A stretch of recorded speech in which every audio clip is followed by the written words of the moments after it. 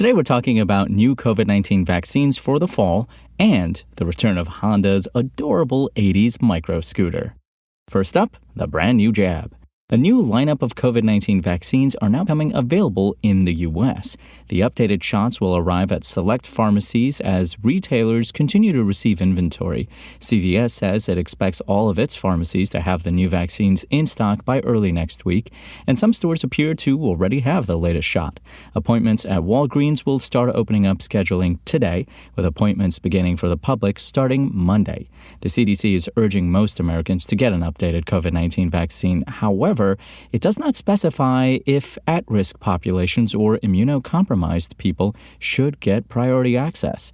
The CDC does mention that vaccination will reduce chances of suffering the effects of long COVID. This CDC recommendation comes in light of an 8% uptick in COVID-related hospitalizations this week. Availability follows the FDA's decision to authorize Pfizer-BioNTech's Comirnaty and Moderna's Spikevax shots for emergency use earlier this week. Novavax's booster was recommended for use by the CDC, but is still awaiting emergency use authorization by the FDA. The jabs being made available are essentially updated versions of existing Moderna and Pfizer-BioNTech vaccines, and that have been formulated to protect against the recent Omicron subvariant called the Omicron variant XBB.1.5, the current dominant strain circulating in the U.S. The CDC has also launched a Bridge Access program, which earmarks $1 billion to ensure continued free coverage for COVID-19 vaccines to uninsured Americans. The FDA says the timing and number of doses to get will depend on previous COVID-19 vaccines received. The FDA anticipates that COVID-19 vaccines may need to be updated annually and will likely be revised like seasonal influenza vaccines. Side effects from the vaccine may also vary from individual to individual. However, the CDC notes that the most common side effects from COVID-19 vaccination include pain at the injection site, fatigue, muscle aches, and headaches. Later this week, the CDC says vaccines.gov will be updated with COVID-19 availability information as the vaccine is distributed. This government site can show which boosters are being offered at which local pharmacies using an interactive map.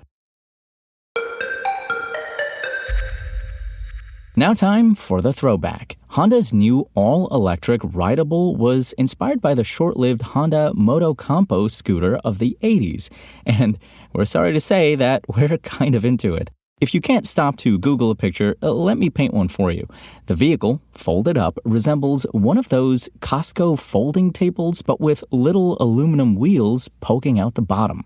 To transform it into a scooter, you extend the handlebars, seats, and back wheel and ride away on something vaguely approximating a bike. To give you some perspective on the design, this thing is just over 3 feet long. Honda says its aluminum frame and wheels keep it lightweight, but at 41 pounds, it's firmly in the same weight class as regular e-bikes, and with a range of up to 12 miles, it's not getting you very far either. After its 12-mile range is used up, it can be rejuiced in 3.5 hours, which is a considerable amount of time, but at least it comes with an onboard charger ready for you to plug into a 110-volt outlet. The scooter is designed to be easy to take into vehicles or on public transportation, which could be a huge selling point for city dwellers who want the convenience of an e-bike or scooter, but not the trouble of securely locking it up all day.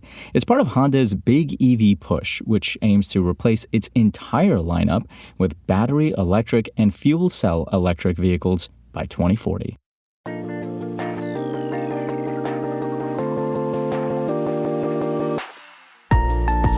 Thanks for listening to the show.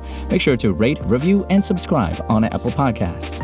Today's show featured journalism by Engadget contributor Malak Saleh and was produced by Spoken Layer. I'm Imran Sheikh, and we'll talk more tomorrow.